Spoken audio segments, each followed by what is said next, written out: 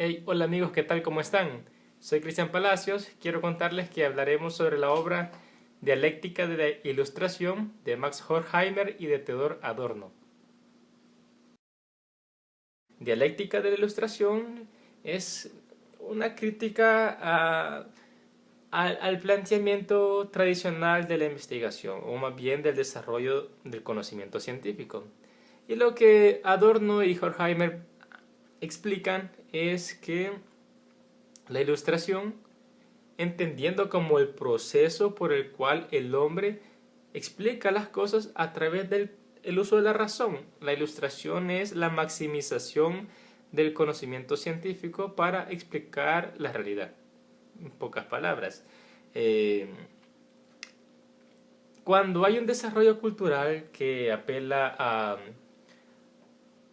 la explicación científica y que impone regímenes de pensamiento, métodos de investigación, teorías, paradigmas, etcétera, etcétera, todo sustentado en la razón, no en la simple presunción de hechos, no en la simple especulación vaga, sino que en un conocimiento sustentado en la razón, hablamos de ilustración. Dialéctica, la ilustración no entiende la ilustración como el fenómeno histórico que tiene lugar momentos previos a la Revolución Francesa, en el que la ciencia alcanza un grado bastante elevado, ¿verdad? Para el momento histórico. No hablamos del periodo ilustrado, no, hablamos de la ilustración como un fenómeno, como un proceso espiritual propio de la raza humana. Entonces, dialéctica de la ilustración está referido a que ese proceso espiritual en el que la humanidad explica la razón de ser de las cosas con el uso de la razón y por el cual avanza o se desarrolla hacia un máximo bienestar humano, porque la ilustración lo que tendré que buscar es la dignificación del hombre, del ser humano como ser humano. Para los autores eso no se cumple. Es una crítica prácticamente al mecanismo interno de la misma postura ilustrada. ¿Por qué?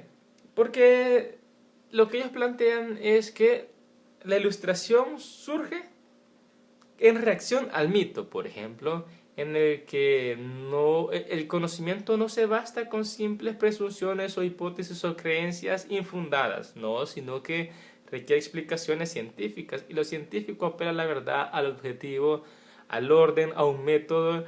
Lo científico es aquello que se impone como verdadero, como puro, como exacto, como sistemático, como no contradictorio, como lógico. Entonces, la ilustración desplaza el mito. ¿En qué sentido? Por ejemplo, las sociedades sufren porque hay un Dios que lo dispone, o porque la tierra es infértil porque hay un castigo. Es un ejemplo tan vago, pero que me sirve para explicarlo esto.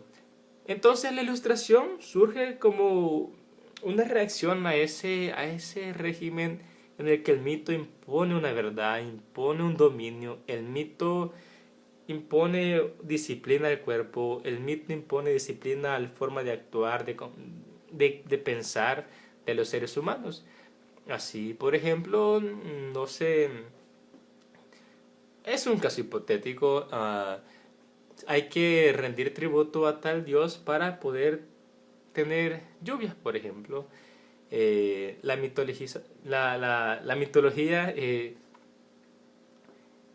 impone un régimen de dominio sobre el ser humano. Todo sistema de pensamiento nace o se proyecta al dominio desde la perspectiva mitológica, y entonces lo que la ilustración hace es desplazar eso como falso, como algo que no tiene un sustento, y a partir de la razón comienza a explicar esos fenómenos y le da una reinterpretación diferente, ajustada a la verdad o a la realidad.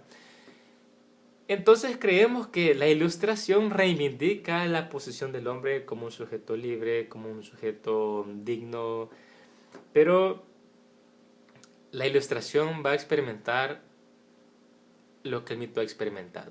¿En qué sentido? La ilustración se convierte en mito. Se convierte en mito porque está en los inicios del fenómeno de la mitologización, ¿ya? Entonces Adorno y Horkheimer, esa es la primera crítica que hacen. ¿Cuál es? Que la razón se convirtió en mito en sí misma. ¿Por qué? Porque en el desarrollo de la ilustración se desarrollaron teorías, se desarrollaron sistemas de pensamiento, se desarrollan um, regímenes de verdad. La episteme del conocimiento impone algo como absoluto, algo como indiscutible, casi que un dogma.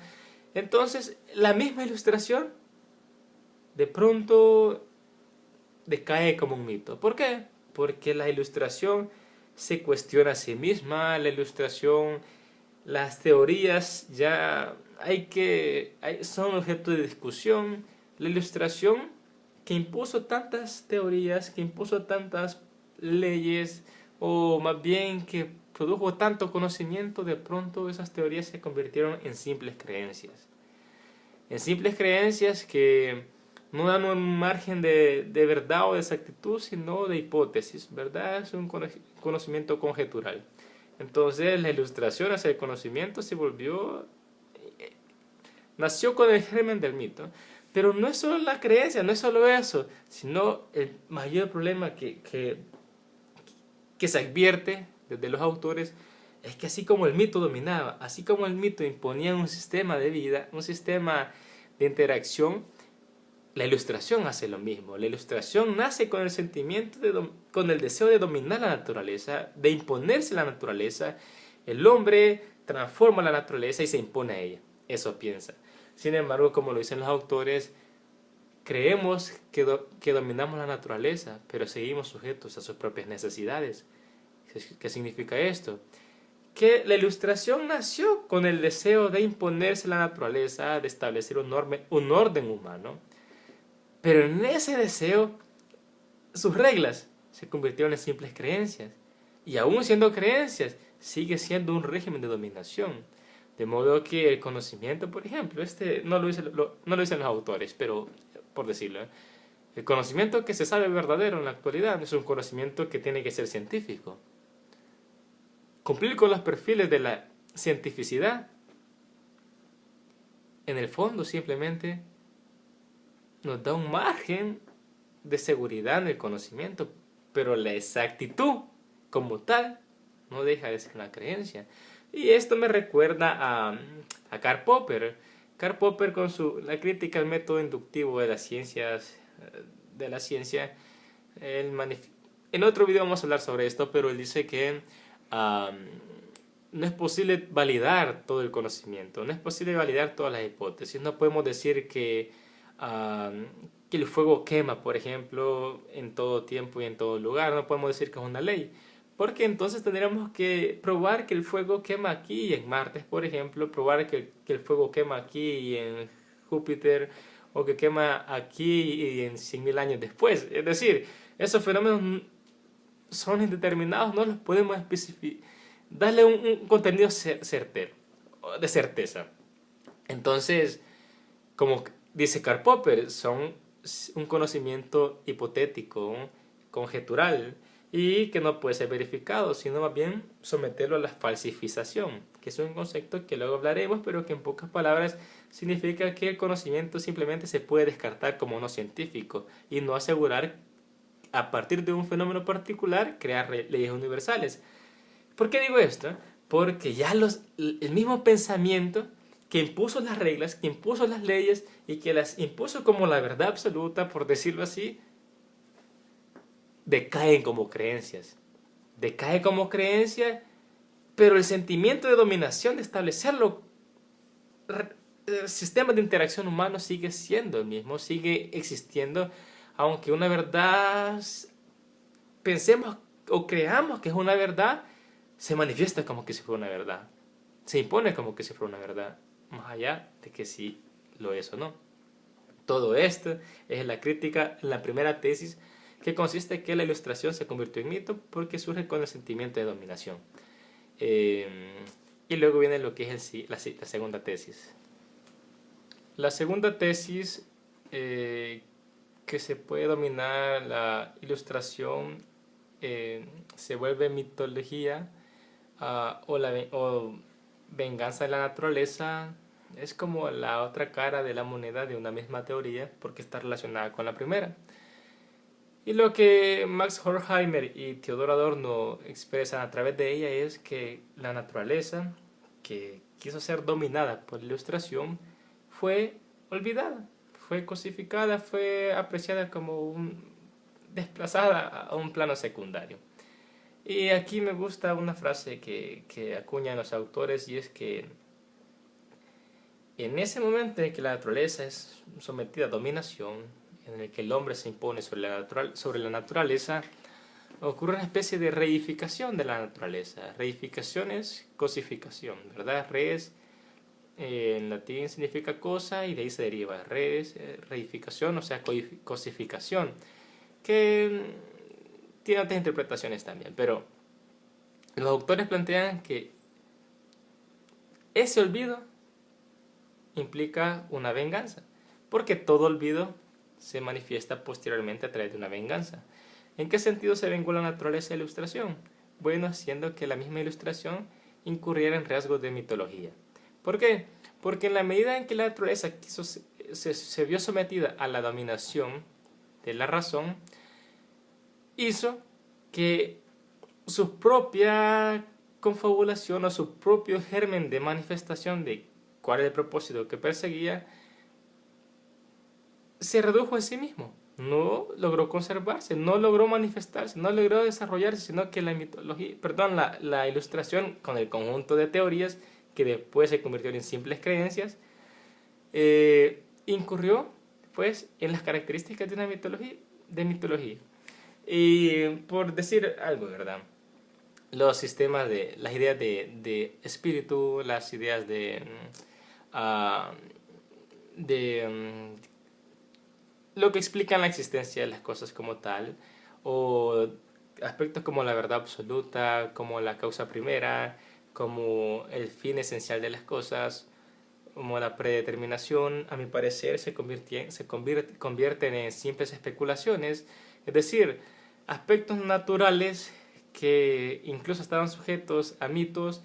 Esos mismos fenómenos, desde la interpretación mía, se vengan, es decir, se reflejan, regresan sobre la misma ilustración, sobre el mismo pensamiento ilustrado, para buscar quizá una explicación, para buscar una verdad, una decisión final, y no la encuentran, haciendo que se conviertan las teorías en creencias y por lo tanto en meras especulaciones, como que si fuera nuevamente mitología. Por eso dicen la naturaleza que fue olvidada se venga de la ilustración. Y bueno, esas son prácticamente las ideas esenciales de la obra, pero hay otras que vale la pena mencionar rápidamente.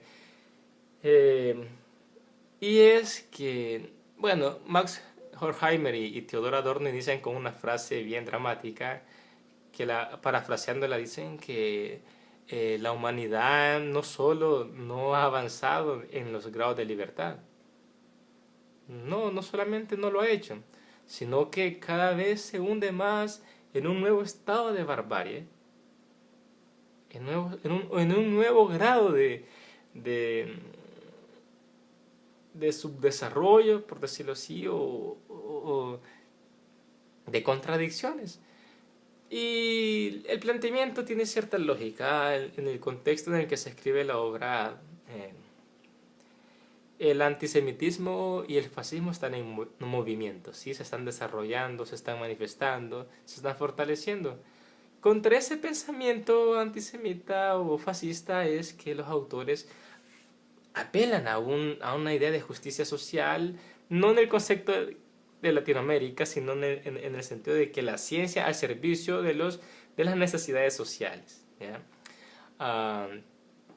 Entonces, por eso dicen que la ilustración, o sea, el pensamiento ilustrado, si tan ilustrado dice ser, tendría que buscar un nuevo grado de libertad, de desarrollo, de convivencia humana, de bienestar humano, de igualdad, de equidad compartida, de justicia social.